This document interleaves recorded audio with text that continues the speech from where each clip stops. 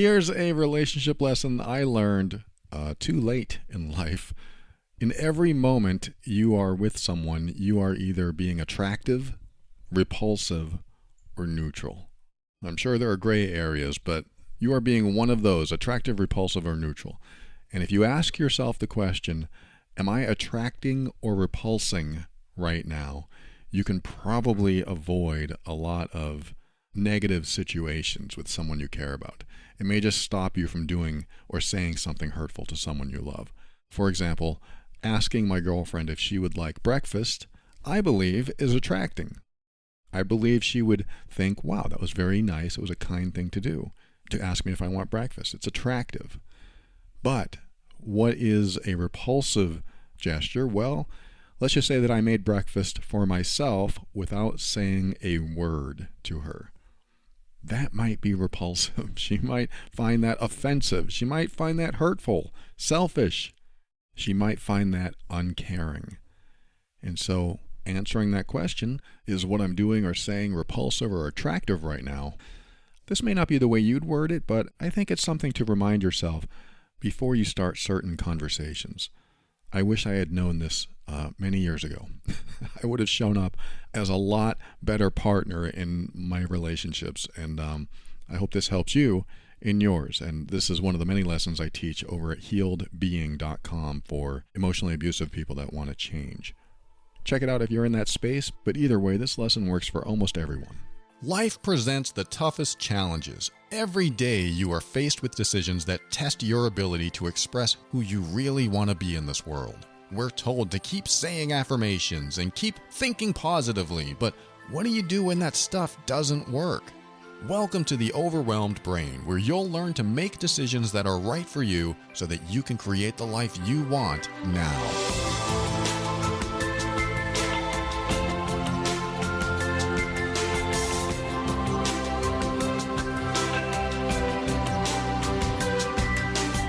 Hello, this is Paul Coliani, and I am here to help you learn the skill set you need to deal with life's challenges in the most emotionally intelligent way.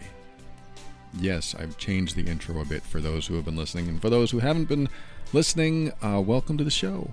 Good to have you here. I am so glad you're here, and I really want to get directly to the point. The point of today's episode is avoiding head games by being direct. I don't know about you, but I hate head games. In fact, I'm going to guess this about you. You hate head games. I believe you hate head games. What are head games? They are when there's information to be shared, but it's not being shared. For example, let's just say you're dating. You're dating someone and they're not being quite as honest as they should. I mean, yes, we should be honest, but let's just say that they don't like your hair. Something minor, but maybe major to some people. They don't like your hair and they don't want to say anything, and they're always avoiding the topic. And they might even cancel a few dates because they're so weirded out by your hair. Again, this may not be the best example, but let's just say this is the example. And so what they end up doing is they cancel, they sometimes don't reply to your texts or your calls, and you're thinking, what is going on? Why is this happening? Why aren't they just telling me what's going on? And they have this thought that if they tell you, maybe you'll get angry with them, maybe you'll break up with them. Who knows what they want, because they're not being direct. They're just hiding some information from you for whatever reason. There's a lot of reasons people don't say what's on their mind. Could be fear of confrontation, fear of abandonment, fear of rejection, low self-worth, very insecure, all kinds of things that some of us carry around with us. And because we have some healing that we need to do, we show up in the world not being as direct as we could be. And so your hair. They don't like your hair, or maybe lack of hair, or maybe too much hair. I don't have a problem with anyone's hair the way it is. I'm just using that as an example Let's just say that they wanted to say something, but they knew if they said something, like I said, it would cause problems in their life because they don't have the best coping skills or whatever. So they're going to play head games. In this example, they're going to play head games. And the head games are leaving you in sort of a mysterious, enigmatic state. You're not sure where they are with things. And you can actually contribute to these head games inadvertently, unconsciously. You can actually contribute to these head games by going along with it, with whatever they're saying. So and so cancels a date with you, and now you're left in the dark and you have no idea what's going on. What's going on? You're thinking to yourself, what is happening? And then you send a text, is everything okay? And then they send a text back, oh yeah, everything's great. But why aren't we going out tonight? We planned this for 2 weeks. Everything's fine. I just got a lot on my mind. And then you send another text back, okay, well, let me know if you want to talk about it. This might be a normal exchange with, quote, normal people. This can happen. We can have an exchange like this, on text or phone or whatever, and we don't know where they are, even after a conversation like that. And some people don't get on the phone and just be direct. This is where I am. Let's just be direct. Let's just stop the head games. We don't do that sometimes because we don't want to assume the worst. We don't want to think that they are being aloof on purpose. They're trying to avoid us. We don't want to think that because we want to think the best of people. Sometimes we want to think the best of people. And so we give them the benefit of the doubt. And so this is where we can contribute to the head games, by giving people the benefit of the doubt, by letting them be in what appears to be the space they need to be in, which is a good thing. We want to let people be in that space if they need to be in it. But when they leave you in the dark, I think it's okay to start asking more direct questions. And this does have a little bit to do with your gut instinct. Like something doesn't feel right. It also has to do with the facts. Like we had a date tonight and suddenly we don't. What's going on? And also how you feel. What is your emotional space? Is this a trend? Has this happened before? Is this the first time? I always look at trends. I think trends are the most important indicator of what's going to happen tomorrow. So if the trend has been, well, they've been kind of, flippant about this, or they haven't been so serious about, going on a date, or they haven't been calling me as much as they used to, and they haven't been replying to texts as much as they used to. There's all kinds of things going on. So I have this feeling. I have this feeling of maybe neglect, but it'll probably be deeper than that. It feels alone, like I'm being abandoned. This might affect your insecurities and your fear of abandonment if you have that. But certainly when head games are present, any old traumas that you haven't healed from or any dysfunctions that you're carrying around will be affected. And what I mean by that is if you have a tendency to people please because you always want to know that the other person likes you, then that will be affected, because if they don't like you and you're doing all this people pleasing, you're suddenly affected. I'm not trying to put all the blame on you here. I'm just saying these head games have a tendency to pull out what we need to work on in ourselves. Somebody plays a head game with you by not being direct, not telling you their truth, then it's going to affect you in ways that help you understand what you need to work on, where you need to heal.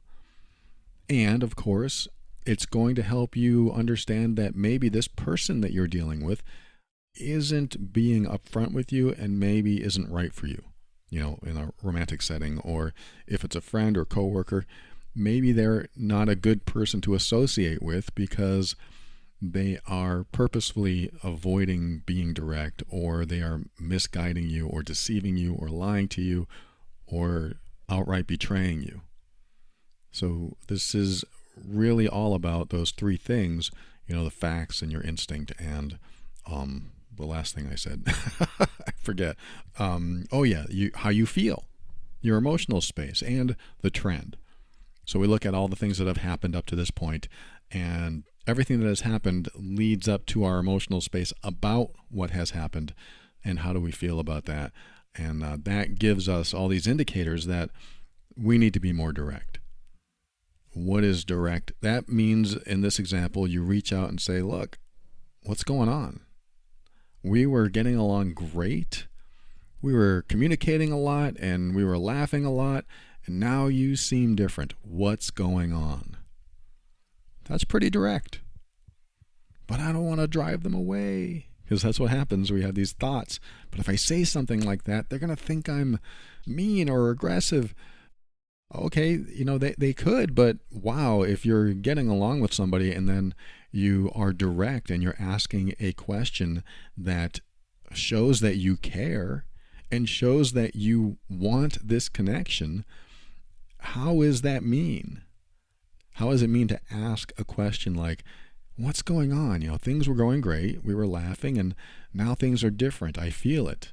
I know you do too, because our exchanges are different. The energy is different. It feels different with you. And of course, what are the facts? The facts that we are communicating every night and then suddenly we're communicating every third night. What's that about?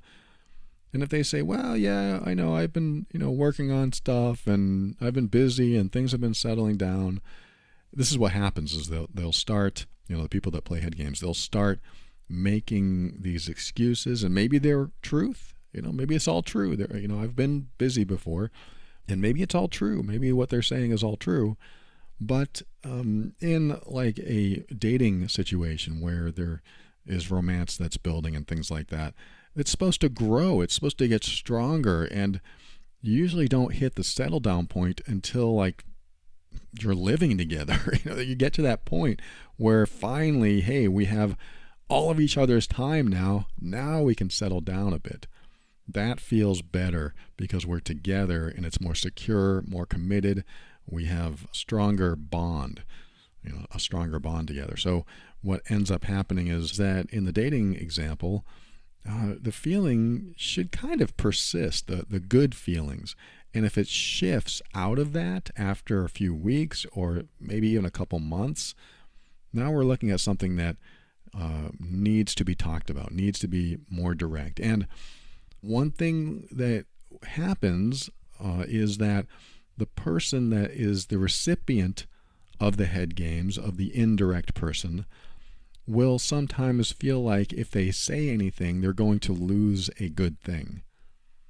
And if you think along those lines, you might end up doing behaviors that continue to facilitate the head games, because you don't want to lose a good thing. So you try not to do anything that affects the situation. But I'm here to say it doesn't get better when you do that. It doesn't get better. What I was saying earlier is when you think you're going to be, or what you're going to say is going to be aggressive or mean, it's not. It's just direct. It's assertive. And assertiveness is a good quality to have to find out what's going on. It saves you a lot of heartache. It saves you a lot of time. I mean, the heartache may still be there when you find out some truth that you don't want to hear, but it saves you a lot of time and energy, and it's better to know and maybe be hurt right away instead of not knowing and staying confused and staying at this low-level state of stress and anxiety the whole time until you find out the truth. And the problem is you may never find out the truth.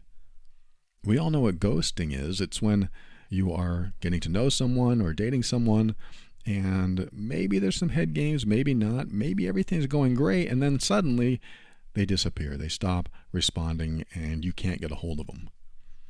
That's just sad that happens. It's so mean. That's a mean thing to do, just to disappear from someone's life when they've invested emotionally. They've invested their heart into the connection with you. and or whoever ghosted them. They invested their heart into that connection, and now the person ghosts them. Now what do you do with that energy that you've been putting into it? It's like all this forward momentum has been going in that direction, and then somebody is not there anymore. There's no recipient for that energy, and it feels like unfinished business. You have no closure, and now it's this mystery in your mind. So I'm not a fan of ghosting. I'm a fan of being direct. If you're thinking about ghosting someone, how about just say, look, it's not working out. I don't want to lead you on anymore. I'm going to move on. I'm so sorry. You're a great person, but this isn't going to work for me. It's still mysterious, like you're not giving them the real example, like I don't like your hair, or I don't like your haircut, or I don't like the color, whatever it is. But even if they didn't tell you that truth, which they don't have to, you don't have to tell the truth all the time, that it might offend someone. I think I would rather be broken up with and somebody say it's not working out, I just don't feel the chemistry, I don't feel the connection, than have them say, you're too short for me, or you're too tall for me, or you're just not strong enough, I don't like your body. What? I mean, this is something I may not be able to change overnight, and maybe it won't ever change. This is my body. This is what I was born with. So it is possible that somebody might have that thought, and I probably wouldn't want to hear that truth. I would rather hear there's just no chemistry. I'm not feeling it, because technically that's a technical truth. If they don't like my body, then maybe the chemicals aren't there. So it's technically a truth. But you get what I'm saying, is that I'd rather have somebody not ghost me and be direct than play any type of head games. And so this episode, today's lesson is about head games and pretty much how to avoid them. And I think it's a simple process to avoid head games just by asking direct questions. But as well as I do, when you ask more direct questions, it does come with a risk. It comes at the risk of the connection you have with the person that you're asking questions to. The risk, however, in my opinion, is worth it. It is totally worth it, because when you're dealing with a romantic situation, if someone is in it just as much as you are in it, you're committed to the relationship, you want it to continue, and they dig you and you dig them, then asking an assertive question, something direct, is going to hit the target in a good way. If my girlfriend suddenly said, hey, you haven't been paying attention to me, what's going on? Boy, I would make sure that she got the answer. Oh my God, I'm so sorry. I have been busy, and I realized I haven't been paying attention to you, and I'm so glad you brought it up, because I didn't even think about it until now. I didn't even think about it until you just mentioned it. I feel so awful. I'm so sorry. I will definitely make up for that. That is not the way I want you to feel. I mean, I just went there real time. If I was not paying attention to her and she noticed it and she was affected by it and she had to bring it up, then as someone who loves her and wants her to be happy and wants to have a long-term relationship with her, I'm not going to be upset that she asked that question. I'll be upset at myself, but I'm not going to be upset with her. I'm going to realize, wow, I'm not showing up in the way that she needs me. That hurts me. I know it hurts her, but it hurts me that she would even have to ask that question. And it also tells me how much she digs being with me. It tells me how much she cares about me and how much she wants my love and connection. So a direct question from her regarding what's going on that maybe hasn't been discussed, because it finally showed up inside her mind and body somehow. She felt it, she thought it, she saw the signs. She just asked directly, what's going on? You've been unattentive lately. You've not been connecting with me. You've not been looking into my eyes. Where are you?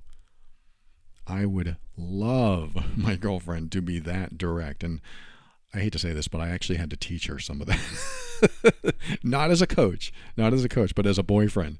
Because when we first started dating, she had a lot of trouble being direct.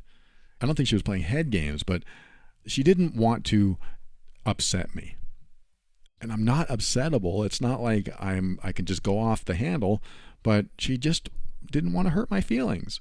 So she wouldn't say things. And sometimes a month or two would go by, and this is probably before I was even very good at being direct, but I was more direct than her, that's for sure, because I finally said, "What is going on? I walk in the door, you don't even look at me.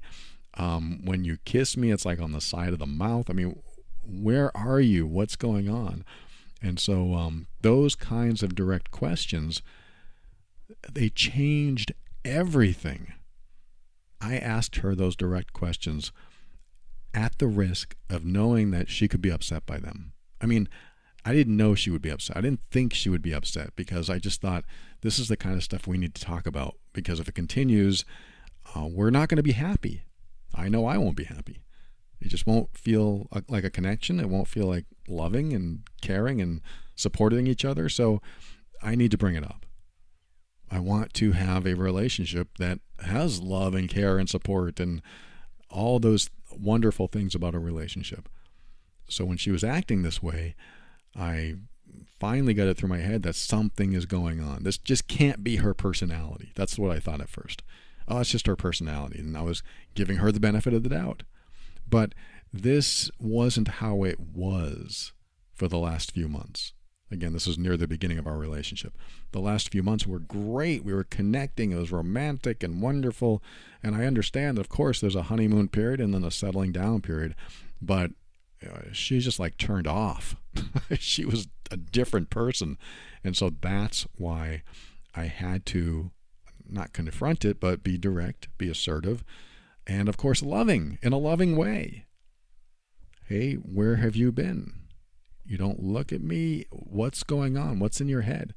And I've told this before on the show, but I finally asked her that, and she said, well, like 2 months ago when we had that talk about money, and I said, this is what this is about? This is why you're being this way? She goes, well, I'm still upset with you. I said, oh, well, okay. This is good to know. This is something we need to talk about. And she said, well, I didn't want to upset you. I don't want to make you feel bad. I know you're, going through some stuff. And I don't know what she said. And I said, no, let's talk about this. This is exactly what we need to talk about, because I would rather have you be angry with me or yell at me or something than ignore me and neglect me. I would rather have you be direct. And she said, what? You would? I mean, that sounds like it's mean. That sounds like it would be mean. I said, I would rather have you be mean to me in this short moment so we can get it out in the open, put it on the table, than hold back and ignore and neglect me, because I feel unloved. I feel like I'm alone, and I hate that feeling, and I don't want to feel that. So let's just talk about this stuff.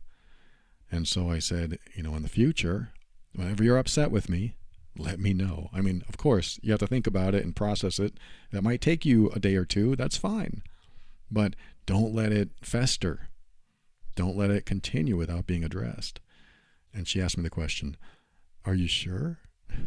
I said, yes, I'm sure. Absolutely. She goes, okay. Like she was afraid to do it just in case this was a fluke and I was just acting nicely the first time. But maybe a few months later, she got upset about something else. And she approached me and she said, you know how you said that it was okay for me to be direct with you and you'd rather just have me be angry with you than hold it in? And I said, yes. Do you have something to ask me? Do you have something to share? What's going on? And she said, well, yesterday when you said whatever it was, XYZ, I said, yeah. She goes, well, that really made me upset. And I said, oh my God, I'm so sorry. Let's talk about that. And we had a conversation about it. And Immediately, it was resolved. We talked about it. We met in the middle somewhere and we got past it. It was resolvable. I'm not saying everything is resolvable right away, but it's better than head games. It's better than wondering where your partner is or the person that you're talking to is. Where are they? Just ask them. Where are you? What's going on? Problem is, a lot of people will avoid a question like that. They'll avoid answering it. I'm fine. There's nothing wrong. I'm fine. I don't want to deal with it. I'm fine. And when they take you in that direction, you want to bring them back. You want to get specifics. You want to get more details. Doesn't mean they have to tell you everything, but you do have to bring them to a place that gets them out of this redirect, what I would consider a redirect. If they say, I'm fine, everything is good, then you bring them back. So, well, no, everything doesn't feel good. Everything is not good because this is what's been happening. Even if you can't explain what's been happening, you can say it feels different. You've been different since, 6 months ago, since 2 weeks ago, whenever it was. Things are different now. Hopefully not 6 months. This is why you have to talk about this sooner than later. You bring up this stuff.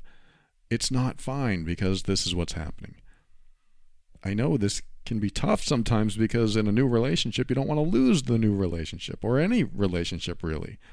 Some people are conflict averse and they don't want to face the other person and ask direct questions. But if you don't want to play the head games, this is what you have to do is you have to ask direct questions. And like I've already said, one of the easiest ways to be direct is just to ask what's going on.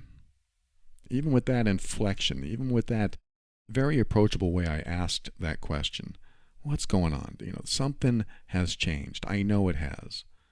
What's on your mind?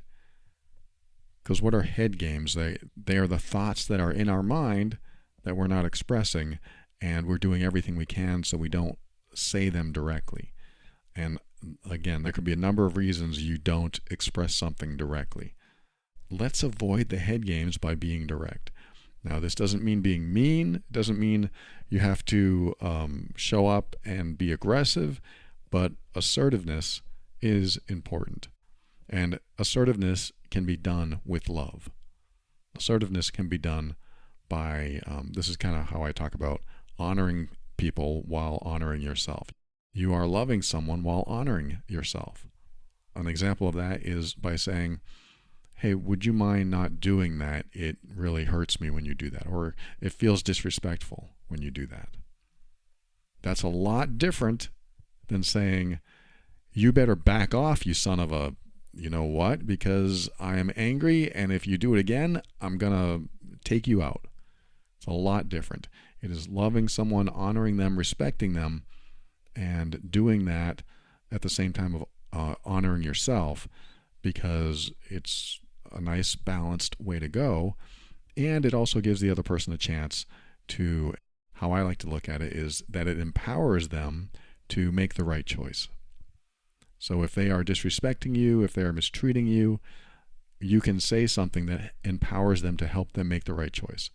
And that something that you say is honoring yourself while showing love for them. And sometimes it doesn't work.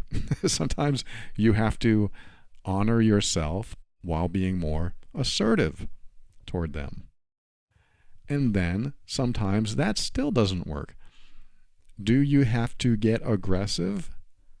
Maybe, maybe not. I'm not going to take that choice away. Sometimes you do have to be even more assertive. But sometimes I don't even like to go to aggression. I just like to provide accountability. If you don't stop, this will happen. That's not aggressive. It's just a matter of fact. If you don't stop doing that, this is the next thing that's going to happen because of that. That's the cause and effect of this equation right now. If you don't stop, I am going to do this. That could mean leave, that could mean walk away, that could mean hang up, that could mean quit, whatever it is. But you show people the line. This is my line. Because you don't want to play these head games. You don't want to be in this indirect conversation where you never learn enough to know what's going on. And that's tough, because I know there's a lot of people listening now that are or have been in situations where they didn't know what was going on and they didn't know how to approach it, especially when the other person is very hard to read and very hard to get a straight answer from. But even that should probably be a boundary of yours. If you can't get a straight answer from someone, and you know something's not right, something doesn't feel right, the facts don't add up, and you had this gut instinct about it, then you should request or demand a straight answer. And the way I like to do that is to just say, let's put it on the table. Let's put everything on the table. Let's be honest. Let's just put it out there, because clearly something's going on.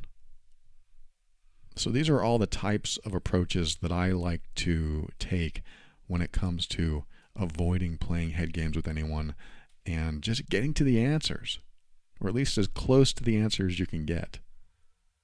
This doesn't work when somebody ghosts you and you can't reach them, obviously, because you can't talk to them. But before the ghosting starts, when we're talking about dating or relationships, or before the tension grows or the stress gets more stressful, you want to get the answers you can instead of just being in the dark. And that's really what it's all about, is the head games leave you in the dark. They leave you confused. They make you feel like there's something wrong, but the other person says there isn't. So there's a cognitive dissonance that can go on sometimes. Sometimes you're left confused. I talk about stuff like this over at loveandabuse.com with manipulative relationships. There's a lot of gaslighting people, crazy makers that will do things or say things that make the other person feel confused and not know what reality is. I'm not talking about necessarily emotionally abusive relationships. I'm just talking about normal conversations that we all get into. I believe in being direct when it's time. And so I'm hoping that conveying this to you keeps you out of the head games, because you don't want to be in that space. It's a bad feeling. I don't have to tell you that. I know you know that. It's a bad feeling, because you're asking yourself, what's going on? I just can't figure this person out. And then you're talking to your best friend and you say, it doesn't feel right. And I tried this and I asked this and I'm not getting a straight answer, or they give me answers and it still doesn't make me feel better. I have a low toleration point for that. If I'm not getting straight answers, my toleration point is very low. And I think what ends up happening is, as I was saying earlier, we give people the benefit of the doubt and we keep doing it and we keep doing it, even though it doesn't feel right. So we have to listen to those feelings. We have to listen to that intuition, and we have to look at the facts and the trend and make sure that we are not bypassing something inside of us.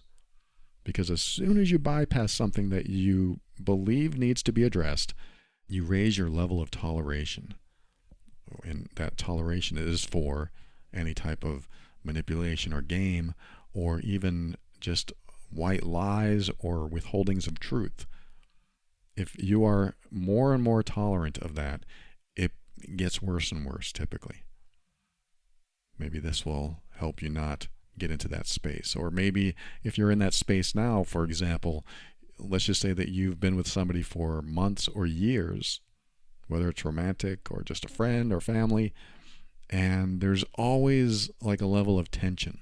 There's always like a level of stress or a low level anxiety when you're with this person, and you can't figure out why. There's something that I did when I was married.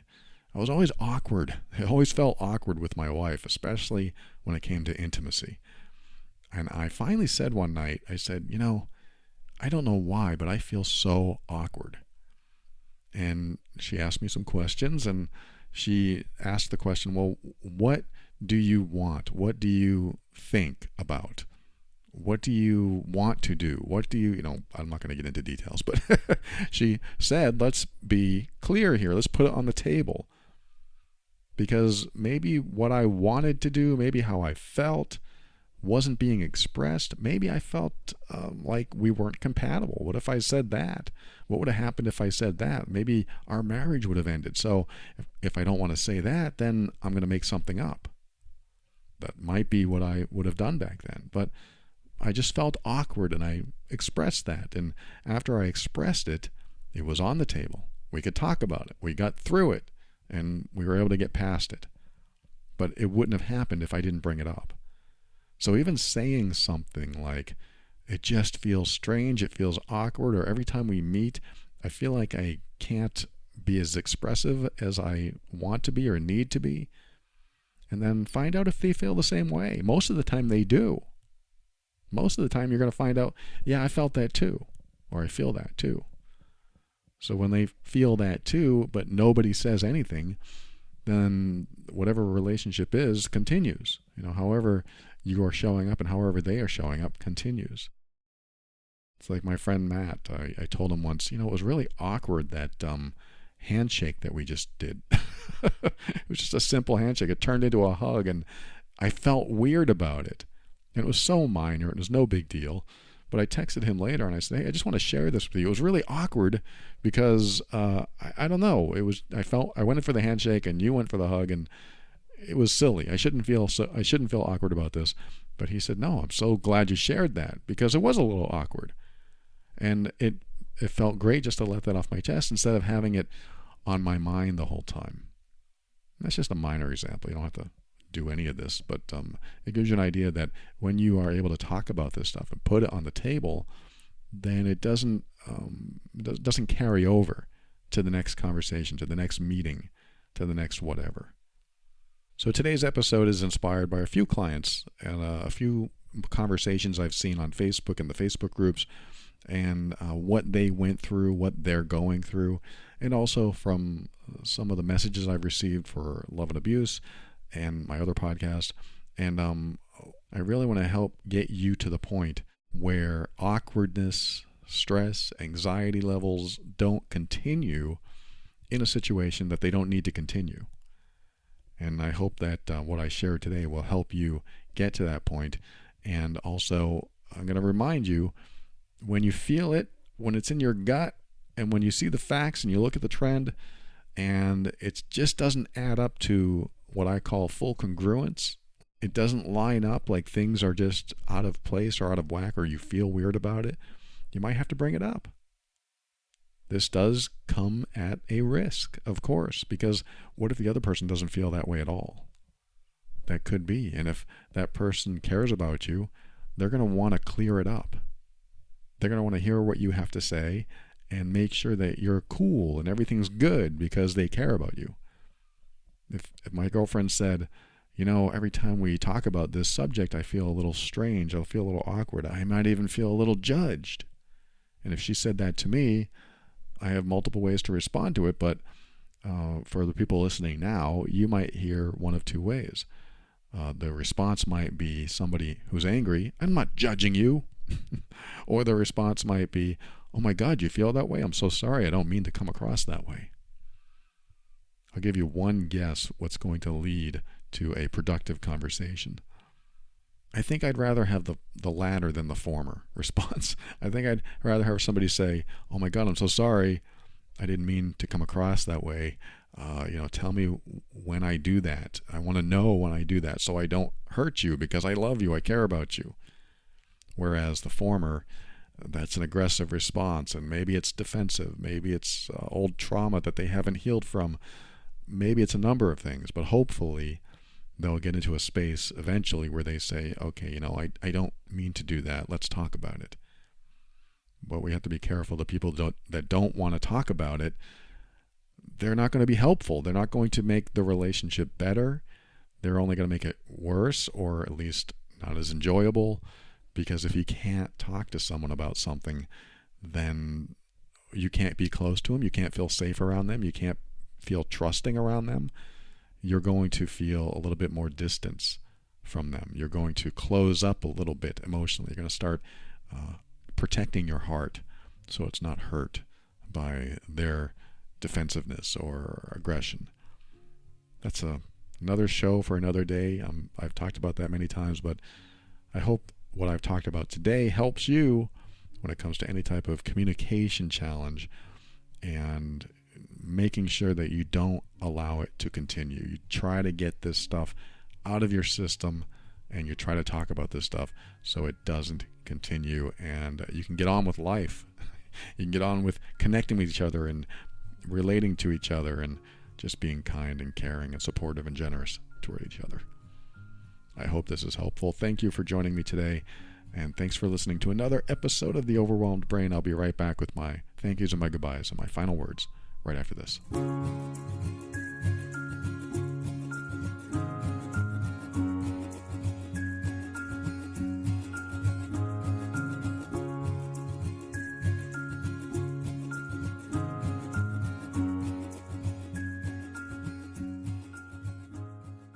Thank you for listening to another episode of The Overwhelmed Brain. I want to thank our financial backers this week, the patrons of the week, I like to call them: Andrea, Leela, Christy, Walter, Deborah, Vanessa, Veronica, Holly, Adriana, Chelsea, Robert, and Allison.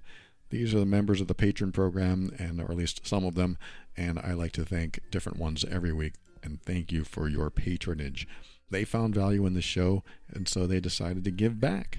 And I am grateful. Thank you so much. And if you would like to give back, you can head over to moretob.com, and you have an option to do that. And again, thank you, patrons. I appreciate each and every one of you, and I am grateful. And I'm going to read a couple of back pats here.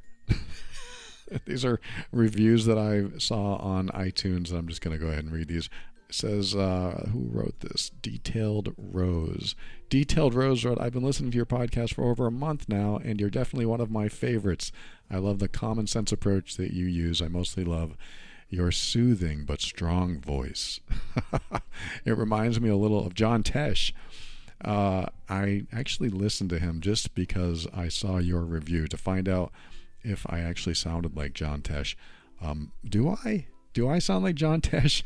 It's a compliment, I hope. And I appreciate, this person goes on, I appreciate all the time and transparency you have shown to your audience. I relate to a lot of your upbringing experiences and trauma. I'm sorry to hear that. Because I experienced a lot of your same story. I'm learning a lot about myself and how others have treated me. I've got a long way to go, but I thank you. I recommend your show to many people. Thank you, Detailed Rose. I am grateful for you. I'm so sorry that you experienced what I went through when you were a kid, or at least something similar.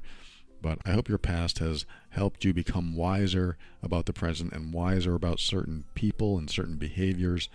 Because that's certainly, if you're going to have a traumatic past, you got to make it a benefit. You got to make it something that works for you today. Didn't work back then, but it can work for you today. So thank you for sharing that. And thank you for your review. I appreciate you. And this next review says, Paul, a million thank yous. Exactly what I needed to hear as an emotional abuser. I'm holding myself accountable and ready to change for the better and for myself. I've been listening to you for the past 3 weeks and have made great progress. My journey is barely beginning. Give me a little heart. That is an amazing message. I am so glad that you are getting something from this show, and you're probably listening to my other show, Love and Abuse. And if you haven't checked out healedbeing.com, if you are wanting something more detailed, something more specific that will really help guide you through this and out of this, healedbeing.com is where I help emotionally abusive people become caring and kind and supportive and compassionate and all the stuff that is good for relationships, because I can relate to you. I was in that space. I was hurtful to my partners in the past, and to heal from that, it not only relieves the people you care about, but it relieves you. It relieves the person being hurtful, being abusive, because it is a burden to carry around. Believe me, it is a burden. It's not worse than their burden, of course, but I'm just saying it is a heavy burden to always feel the need to control or change people. That's who I was. That's at least a portion of who I was. And I had to heal from that because I was losing every single relationship in my life. It was just not going well, and I wanted a relationship. And after my marriage ended, I decided that's it. I have to change. Something has to change, and it has to be me. I realized I am the common denominator for all my relationship issues. This has to stop. I've got to figure it out. And that was my journey. That was my quest, my challenge, and my healing. And ever since then, it's been so much lighter, so much better. Life itself has been so much better. Even when I was single, life was better. Thinking about not having to change or control someone else, just let them be. That's what I started doing, just letting them be. So thank you so much, you Kashika or Equashika. I am so glad, that's their iTunes handle. I'm so glad that you shared that and that you're getting something from the show. I appreciate you. Finally, this last person wrote, I found the perfect podcast at the most crucial time for me. I just found it today and I can't stop listening. I never related to so many episodes in a podcast ever, and he really is just amazing. I love his approach, and if you're a stressor outer about relationships with others and get paranoid about your approach in relationships, this is so for you too. I am so excited to continue listening. Thank you, Biddy12345. I think Biddy12344 was taken. Thank you so much. I appreciate you. Thank you for that amazing review. You are amazing, and I'm going to tell you again in a minute, but thank you for sharing that, taking the time to do that. I do want to end the show with one more comment about head games, and that is the less you are afraid to walk away or lose something, the more power you have. And in fact, I wrote this on my screen just a few minutes ago. I said, don't be afraid to walk away. But I think it's more powerful to think in terms of the more okay you are with loss and the more okay you are with walking away from something, the more you get to be yourself. The more you get to honor yourself. The more you can be direct without fear. You can be assertive without fear when you're not afraid to walk away from something. I think sometimes we get afraid of losing something that we like or love, that we don't stand up for ourselves, we don't honor ourselves, and we end up getting things that we don't want. We end up getting people doing behaviors that we don't want, all because we're afraid that we're going to lose something that we want. And you become so much more powerful when you decide that you're not going to be afraid of losing something. You're not going to be afraid of experiencing the loss of something you might want. I'm not saying that you have to do this. I'm just saying the more you are okay with losing what you want, the more empowered you become inside yourself. And the more empowered you are, the more likely you're going to honor yourself. You're going to stand up for yourself. You're going to stop people from playing head games. For example, somebody is being aloof, someone is being very distant, and you notice it and it's new behavior. What you might say is, look, things have been different for like 3 weeks now. What's going on? They say nothing. Everything's fine. I've just been busy. But you still feel it in your gut. You feel like there's something else off here. You know, you've been busy before and we hung out then, and now you don't want to hang out anymore. You don't call me back. What's happening? Just tell me the truth. Let's put it on the table. Let's get this out in the open. Let's just talk about this. Yeah, well, I don't know. I'm just going through a lot right now. Let's talk about that. Bring it out in the open.